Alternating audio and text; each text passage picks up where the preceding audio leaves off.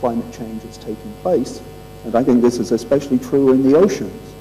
And one of the things that I've been involved with and am involved with is something called the Ocean Genome Legacy, in which we're actually trying to bank DNA from endangered marine species so that if these species do disappear, at least we will have the DNA from them and we will know what the genetic content was.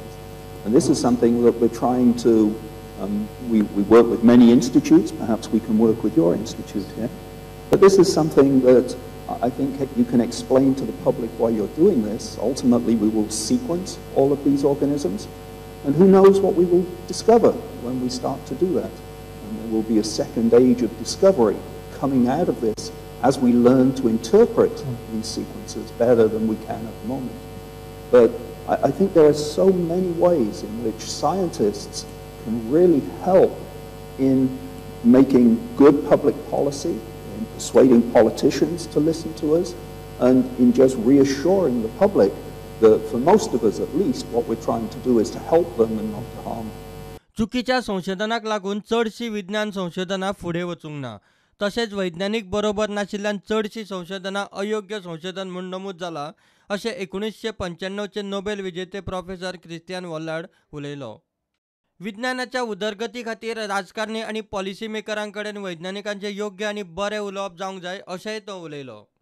In many instances, scientists do not put enough effort into explaining to the public what they're doing and why they're doing it. And this is something which young scientists should pay attention to and maybe get some training. I don't know. One can also have people, I mean, we have a public officer in our institute, but she doesn't understand science, so it's a problem. That seems I mean, we should have some intermediate people who, like editors of journals or so, who understand both sides, the demand of the public and also the science behind it. And this is probably increasingly done for big institutions. This is increasingly the case, and perhaps it helps, but it's not yet working very well, I think. Okay. Professor Roberts? Yeah, I would echo all of those thoughts. I think it's really important for scientists to talk to the public, to learn how to communicate.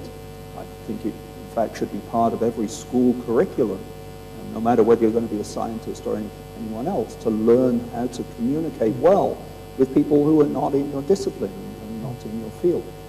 I think this is absolutely crucial. And if you don't do that, as we often haven't done in the past, you end up with a backlash from the public because they don't understand what we're doing. And perhaps you will get some people who are of dubious repute who will take advantage of the fact that the public doesn't understand the science and will start to spread scare stories, as in the anti-GMO campaign. Sure. Or creationism. Or creationism, yes, or even with climate change. प्रुडंटा खातीर senior reporter Mukesh Kumar आणि senior video journalist Omkar Phalari.